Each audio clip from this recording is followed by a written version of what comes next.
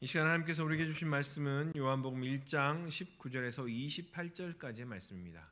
요한복음 1장 19절에서 28절까지의 말씀입니다. 제가 봉독하여 올리겠습니다. 요한복음 1장 19절에서 28절까지의 말씀입니다. 유대인들이 예루살렘에서 제사장들과 레위인들을 요한에게 보내어 내가 누구냐 물을 때에 요한의 증언이 이러하니라. 요한이 드러내어 말하고 숨기지 아니하니 드러내어 하는 말이 나는 그리스도가 아니라 한데 또 묻되 그러면 누구냐 내가 엘리야냐 이르되 나는 아니라 또 묻되 내가 그 선지자냐 대답하되 아니라 또 말하되 누구냐 우리를 보내신 이들에게 대답하게 하라. 너는 내게 대하여 무엇이라 하느냐 이르되 나는 선지자 이사야의 말과 같이 주의 길을 곧게 하라고 광야에서 외치는 자의 소리로라 하니라. 그들은 바리새인들이 보낸 자라. 또 물어 이르되 내가 만일 그리스도도 아니요 엘리야도 아니요 그 선지자도 아닐진데 어찌하여 세례를 베푸느냐. 요한이 대답하되 나는 물로 세례를 베풀거니와 너희 가운데 너희가 알지 못하는 한 사람이 섰으니 곧 내 뒤에 오시는 그이라. 나는 그의 신발끈을 풀기도 감당하지 못하겠노라 하더라. 이 일은 요한이 세례 베풀던 곳 요단강 건너편 베다니에서 일어난 일이니라. 아멘. 코로나19로 자발적으로 예배에 동참하시는 우리 믿음의 식구들 한 분 한 분을 주님의 이름으로 축복하며 하나님의 은혜와 평강이 함께 하시기를 소망합니다. 교회는 세상을 품고 모든 민족에게 나아가 그들에게 평화의 복음을 증거하는 것이 사명입니다. 그렇게 이 코로나19의 상황에 선제적으로 대응하는 것이 하나님의 뜻을 따르는 복음의 삶임을 기억하시고 하루하루 은혜 안에 머물 수 있도록 버텨내시기를 소망합니다. 요즘 성경 쓰기 잘 하고 계시죠? 많은 분들이 핸드폰으로 또 컴퓨터로 타이핑만 하다가 오랜만에 필기를 하니 새로운 느낌이라고 이야기를 하십니다. 비록 하루에 한 5절 정도밖에 분량밖에 되지 않지만 한 절 한 절 써내려가시면서 그 구절에 있는 하나님의 은혜와 섭리를 새롭게 경험하시는 그러한 은혜가 있기를 소망합니다. 쓰시면서 또 구역 식구들과 또 교우 가정들과 함께 나누면서 그러한 은혜가 더욱더 배가 되시기를 소망합니다. 여러분은 누구십니까? 여러분은 어떤 사람이십니까? 저는 개인적으로 제가 누구인지 계속 궁금합니다. 여전히 모르겠고 여전히 더 저에 대해서 알고 싶고 하나씩 그런 여정 가운데 있습니다. 어떨 때는 너무 업됐다가 어떨 때는 너무 다운됐다가 또 어떨 때는 생각이 많았다가 때로는 단순했다가 과거에는 정말 저는 들쭉날쭉했습니다. 그런데 그 정도가 완화된 시점이 내 안에 그리스도로 말미암아 그리스도의 나의 중심을 잡아가기 시작할 때부터 그 정도가 완화됐던 것 같습니다. 여러분은 누구십니까? 여러분을 향해서 세상은 무엇이라고 이야기합니까? 또 여러분의 존재를 세상의 어떤 곳에 가서 드러내고 계십니까? 오늘 말씀을 통해서 함께 나눠 보겠습니다. 오늘 본문 말씀은 시작하자마자 유대인, 제사장, 레위인들이 나옵니다. 그런데 이들이 세례 요한에게 질문을 합니다. 너는 누구냐? 가장 일반적인 대답은 나는 이런 사람입니다 라고 대답하는 것일 것입니다. 그런데 세례 요한은 그렇게 대답하지 않았습니다. 나는 누구도 아니고 그리스도도 아니요 엘리야도 아니요 그 선지자도 아닙니다 라고 아니요라고 먼저 대답을 합니다. 그리고 나서 나는 이런 사람입니다 라고 이야기합니다. 먼저는 그 아니요라고 얘기했던 것에 초점을 맞춰서 이야기를 나눌 것이고요. 그리고 나는 무엇입니다 라고 나누었던 그 이야기에 대해서 다음으로 이야기를 나누어 보도록 하겠습니다. 당시 사회의 제사장들과 레위인들을 한번 그려보십시다. 당시에 독실한 유대인들이라고 한다면 생활비의 일부를 떼서 예루살렘의 경제 활동에 사용해야 하는 그러한 의무가 있었습니다. 수입의 일정 금액을 예루살렘의 경제를 위해서 사용해야 하는 제2의 두 번째의 11조가 있었습니다. 제1의 11조는 성전 운영과 종교인들을 위해서 사용을 하고, 제2의 11조는 예루살렘의 상인들과 그 뒤에 있는 또 다른 종교인들을 위해서 사용했습니다. 당시의 성전에 바쳐지는 11조는 모두 종교인들을 위해서 사용되는데, 그 종교인, 돈이 많고 권세가 있는 그 종교인이 바로 오늘 본문의 제사장과 레위인입니다. 그들이 세례요한에게 찾아갑니다. 번쩍번쩍이고 화려한 옷을 입고서 가죽옷을 입고 메뚜기와 석청을 먹고 있는 후줄근한 요한을, 세례요한을 찾아갑니다. 그들을 찾아가는 제사장과 레위인의 모습은, 그 또한 그들의 태도는 어떠했을까요? 그 모습을 가지고 세례요한에게 가서 너는 누구냐? 너는 어떠한 사람이냐? 라고 물어봅니다. 더 나아가서 22절에서는 너는 뭐냐? 라고 물어봅니다.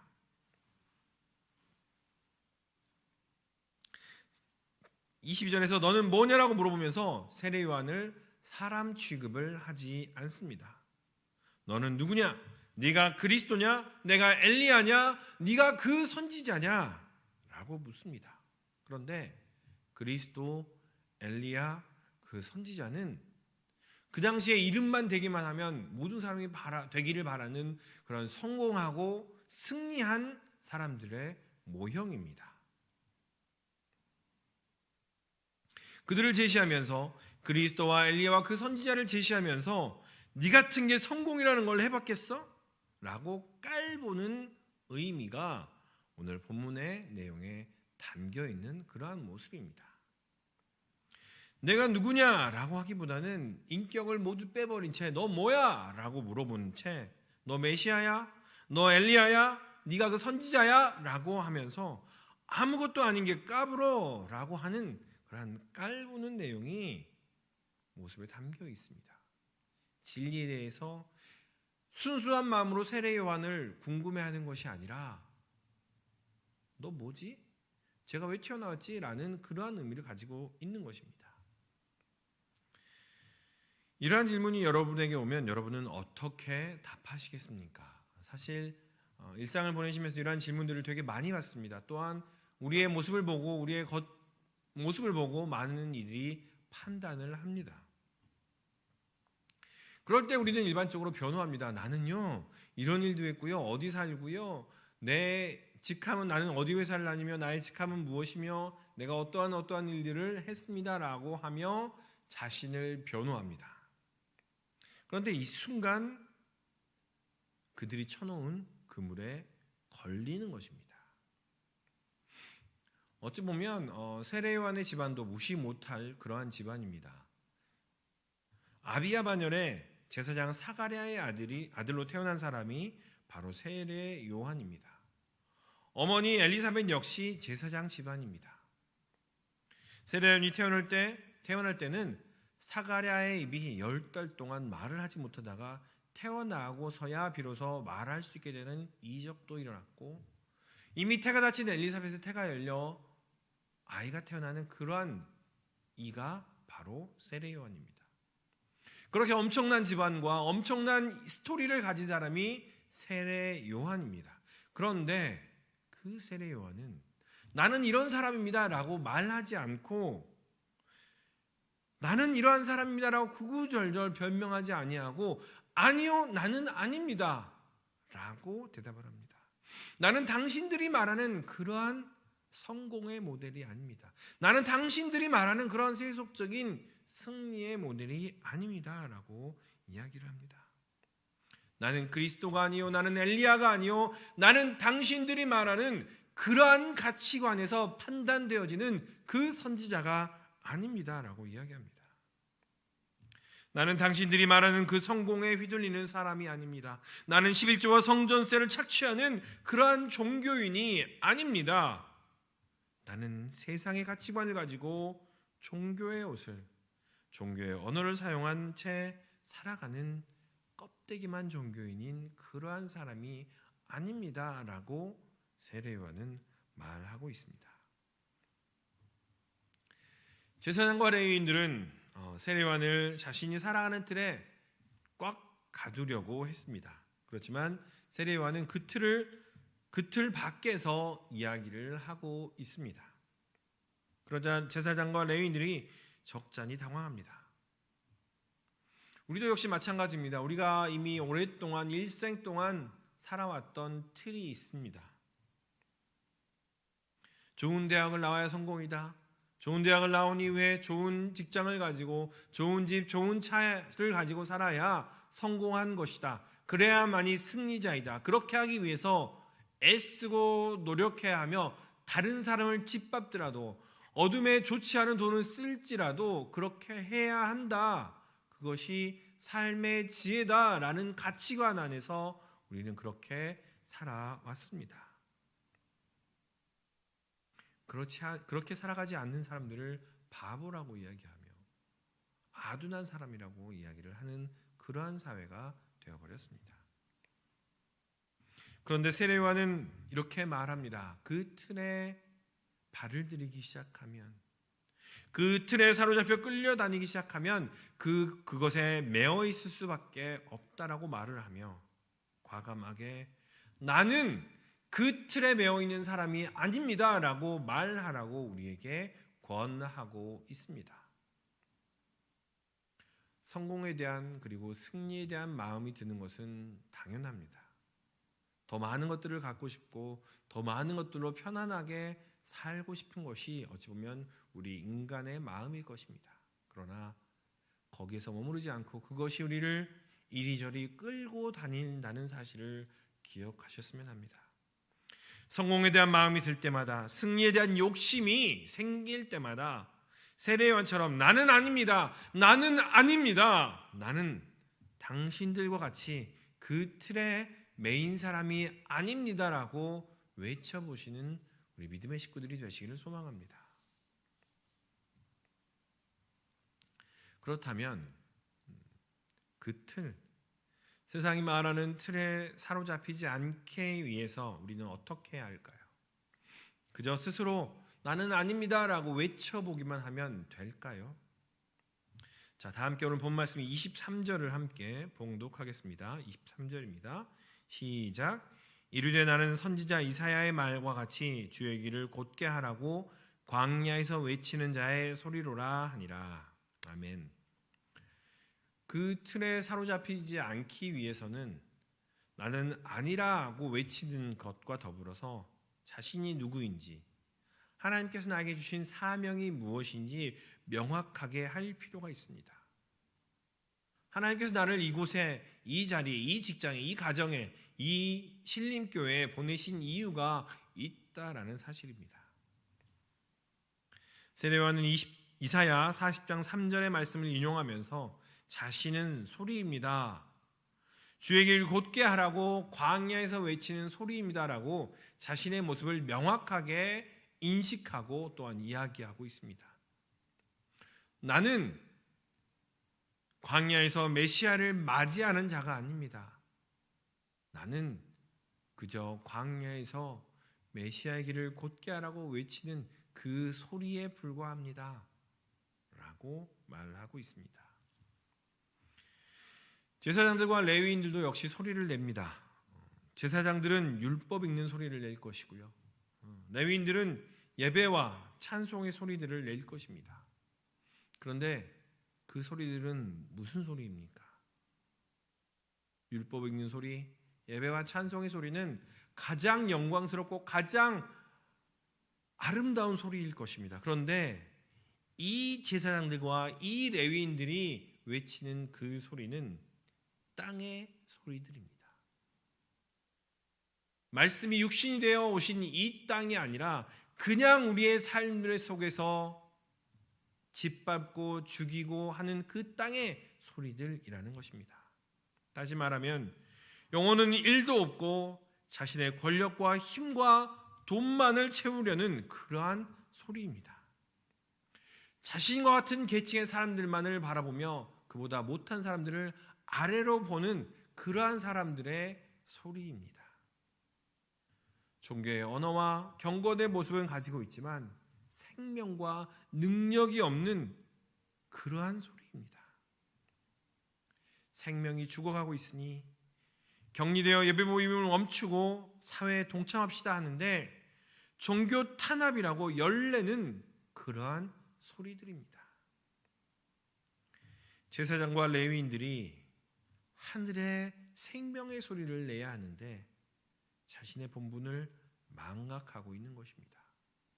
제사장과 레위인들이 하늘의 영광스러운 소리로 말미암아 그들을 바르게 이끌어야 되는데, 온전함으로 이끌어야 되는데 자신의 본분을 망각한 채, 그 부르심을 망각한 채 자신의 주머니만 채우고 있다라는 것입니다. 그런데 세례 요한의 소리는 주의 길을 곧게 하라고 외치는 그러한 자의 소리입니다. 왕이 지나갈 때 왕이 납시입니다, 왕이 나가십니다, 길을 여시오라고 외치는 그러한 소리라는 거죠. 왕이 지나갈 때 앞에서 외치는 사람은 화려할 필요가 없습니다. 아니요, 화려해서는 안 됩니다. 단지 소리만 크면 되는 것입니다. 그 소리를 듣고 길을 열어주게 하는 것이 이 사람의 부르심인 것입니다. 세례요한은 자신을 보고 이렇게 이야기합니다. 나에게 집중하지 마세요. 나에게 집중하는 것이 아니라 단지 오시는 주님께, 그 왕께 내 소리를 듣고 집중하십시오 라고 말하고 있는 것이 세례요한의 소리입니다. 육신으로 이 땅에 오신 말씀에 집중하십시오 라는 이야기가 바로 세례요한의 소리입니다. 여러분은 요즘 어떤 소리를 내고 계십니까? 죽겠다, 죽겠다, 힘들다, 이러한 소리만 외치고 계십니까? 아니면 그 가운데 힘들지만 우리의 힘든 가운데 하나님께서 어떻게 역사하실까? 우리의 힘든 가운데 하나님께서 어떻게 섭리하실까? 그 역사와 섭리가 나를 통하여 흘러가며 나를 통하여 펼쳐지도록 그렇게 해달라고 섬김의 자세로 하나님의 사랑을 외치고 계시지는 않으십니까? 여러분이 어떤 소리를 내라고 지음받으셨는지 돌아보시기를 바랍니다. 영혼 없는 거룩한 말만 하는 울리는 꽹과리인지, 아니면 영혼의 처절한 싸움을 담은 그런 말소리를 내는 영혼의 악기인지 돌아보셨으면 좋겠습니다. 우리의 사명은요, 하늘의 거룩한 소리를 이 땅의 소리로 만들어내는 그러한 사람들입니다.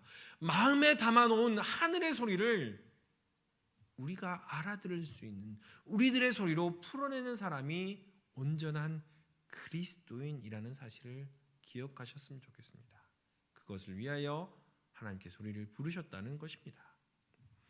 하늘의 은혜와 사랑을 마스크를 나누는 일로, 또 주위의 어려운 이들을 돌아보는 일로, 또한 미등록 외국인들이 마스크가 없어 힘들어하지 않는지 돌아보는 일로 그렇게 만들어내는 일이 바로 우리가 해야 할 사명입니다.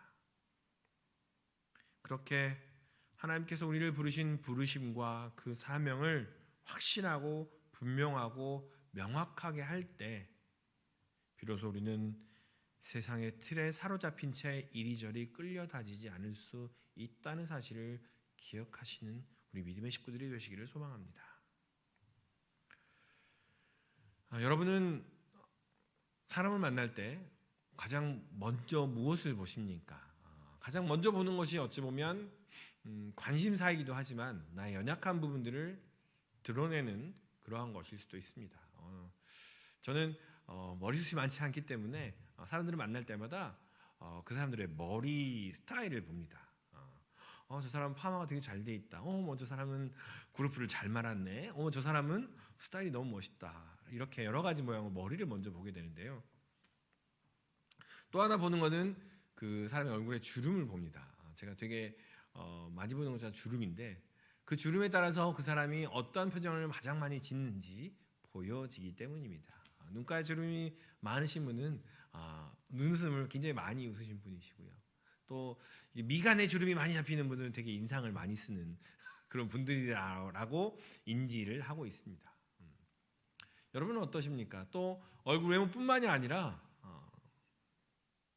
또 뭐 직업이나 직책이나 여러 가지 많은 것들을 물어보는 분들이 있습니다. 그것을 통해서 나와 관계를 맺거나 더 알아가기를 원하는 그러한 모습인 거죠. 자, 우리 옆에 계신 분 한번 쳐다보세요. 우리 옆에 계신 분, 옆에 예배드리거나 또 우리 가족들, 식구들 한번 바라보시면서 또 저 사람은 쓱 한번 쳐다보시면서 혹시 나 때문에 저런 표정이 되지 않았나? 혹시 내 덕분에 저런 표정이 되지 않았나? 한번 생각을 해보셨으면 좋겠어요. 내가 저렇게 아름다운 표정을 만들어 주었구나. 혹시 나 때문에 저런 그런 표정이 되지 않았나? 한번 생각해 보시면 좋을 것 같아요. 이것이 바로 내가 속한 자리, 내가 영향을 주는 그러한 요소들인 거죠. 더불어서 오늘 이야기는 제사장과 레위인이 여전히 같이 나오면서 이야기합니다. 그런데 이 제사장과 레위인은 바리새인이 보낸 사람이다라고 이야기합니다. 바리새인들은 당시에는 굉장히 무게를 가지고 긴 옷을 늘어뜨리며 다니는 사람입니다. 부유하고 권력을 가지고 있던 자들입니다. 제사장과 레위인들을 이리 오라 가라 할 수 있을 정도의 권력을 가지고 있던 사람들입니다.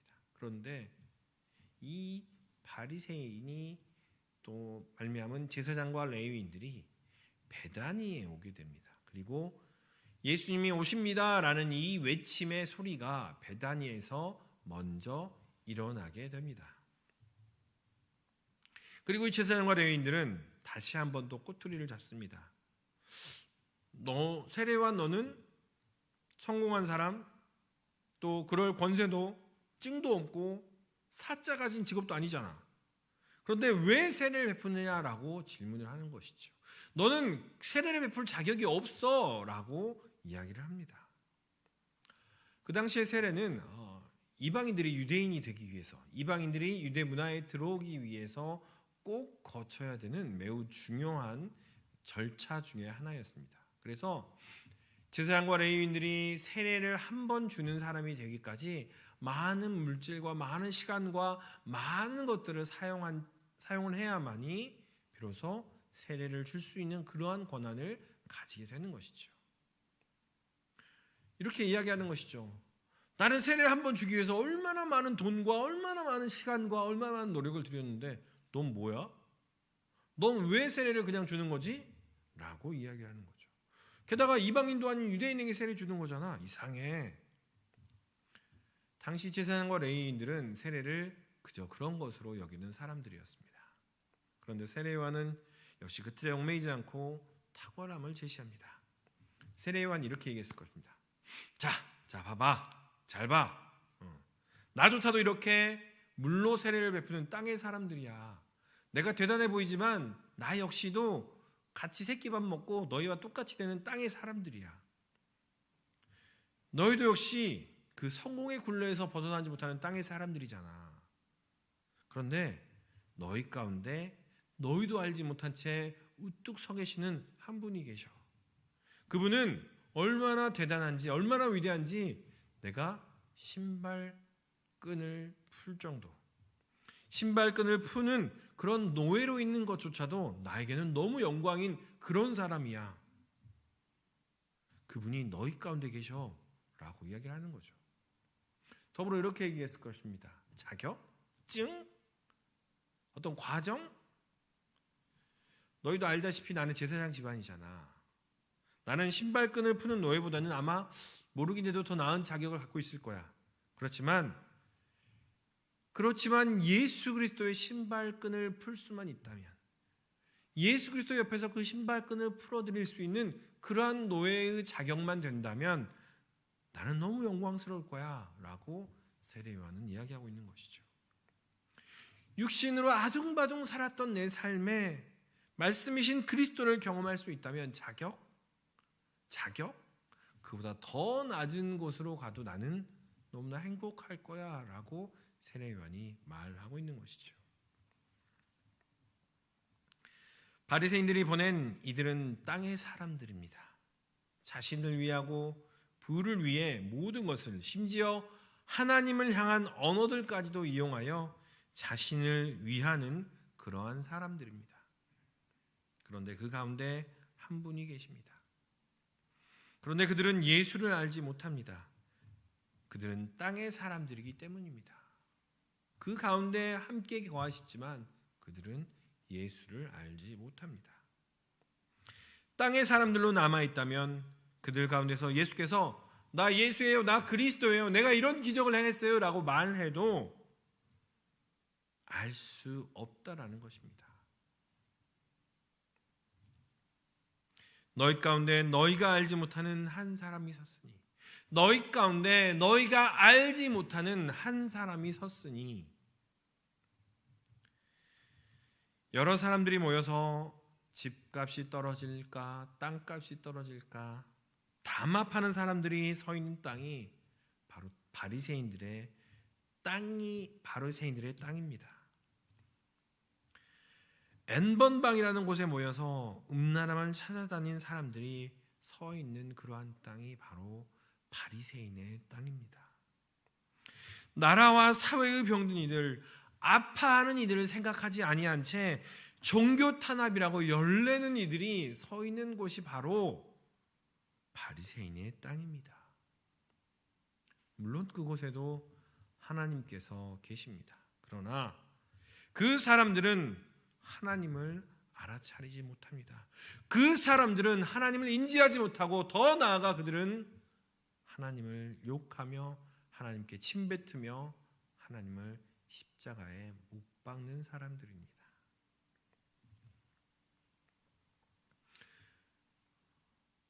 그런데 이 모든 일들, 세례요한을 통해서 왕이 오실 것이다 라고 외쳐지는 그러한 사건들, 너희가 말하는 자격이 무엇이냐 라고 말하며 나의 자격은 이것이다 라고 말하는 그러한 영광스러운 일들이 바리새인의 땅, 부유하고 즐겁고 희락이 넘치는 그러한 땅이 아니라 오늘 본문은 베다니에서 일어났다라고 말합니다.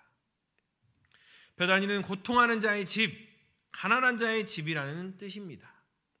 아픔의 땅이며 굶주림의 땅입니다. 이 땅에 왕이 오십니다라는 소리가 외쳐집니다.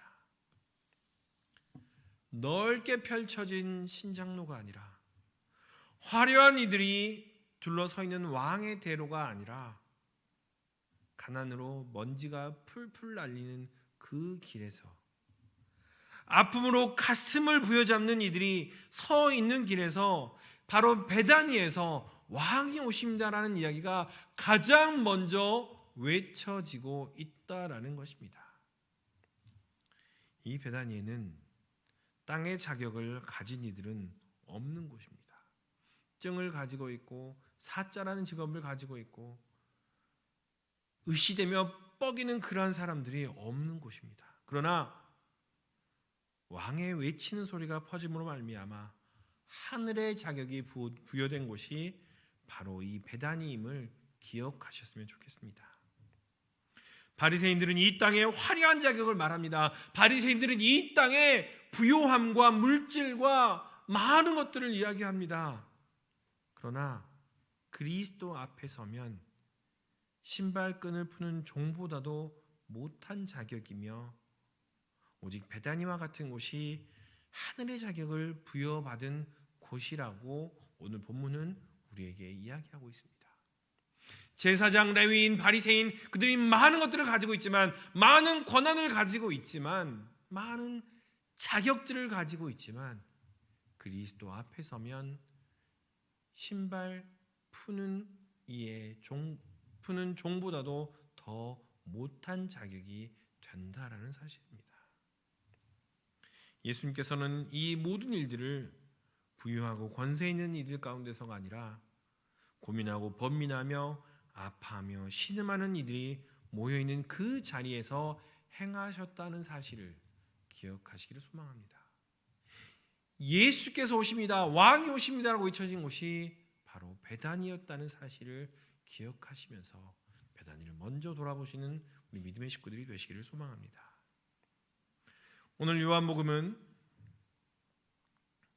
말씀을 맺겠습니다. 오늘 요한복음은 예수님의 공생의 처음 일주일의 첫날입니다. 창세기의 첫날 태초에 하나님이 천지를 창조하시니라. 요한복음의 첫 페이지는 이렇습니다. 태초에 말씀이 계시니라. 그리고 예수님의 공생의 첫 마디는 이렇습니다. 왕이 오십니다. 주께서 오십니다. 일주일의 첫날에 처음에 일어났던 일들입니다. 그런데 그 창조와 그 영광스러운 성육신이 나는 소리밖에 되지 않습니다. 나의 본분은 화려한 것이 아니고요. 그냥 소리입니다라고 말하는 자신의 본분은 아는 이들을 통해서 그리고 베다니에서 고통이 있고 아픔이 있는 베다니에서 일어납니다. 여러분은 누구십니까? 그리고 여러분이 서 있는 자리는 어떤 곳입니까? 소망합니다. 세상에 어떤 이들이 세속적인 성공과 승리의 틀을 가지고 우리를 사로잡으려 할 때 나는 아닙니다. 나는 아닙니다. 라고 외치는 이들이 바로 우리 신림교회의 식구들이 되시기를 소망합니다. 소망합니다. 자신을 부르신 부르심을 기억하며 명확하고 확실한 복음의 소리를 내는 온전한 그리스도인들이 되시기를 소망합니다. 소망합니다. 세상의 흐름을 따라 여기 머물고 저기 머물고 이리저리 휘둘러 다니는 그러한 삶이 아니라 베다니를 먼저 기억하며 아픔으로 신음에 가슴을 찢으며 마음을 찢는 이들을 먼저 돌아보며 그곳에서 나를 통하여 하나님의 이름이 먼저 선포되어지는 그러한 모습이 우리를 통하여 일어나기를 소망합니다. 그러한 역사가 우리 사랑하는 신림교회 식구들과 함께 각 가정에 은혜로 임하기를 주님의 이름으로 축원합니다. 기도하시겠습니다. 사랑 안에 충만하신 아버지 하나님, 세례요한을 통하여 우리에게 말씀하시는 주님의 음성을 듣습니다.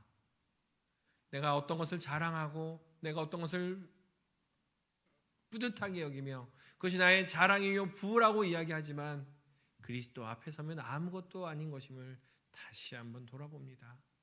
주님, 세상에 의해서 휘둘리거나 세상에 의해서 좌지우지되는 것이 아니라 오직 주님만을 중심에 가지고 온전히 나아가는 우리의 모습 되도록 인도하여 주시옵소서. 나의 자격이 하늘에서 주시는 그 놀라운 자격으로 대치될 수 있도록 인도하여 주시사 오직 주님만이 오직 주님과 동행하는 우리의 삶이 되도록 인도하여 주시옵소서.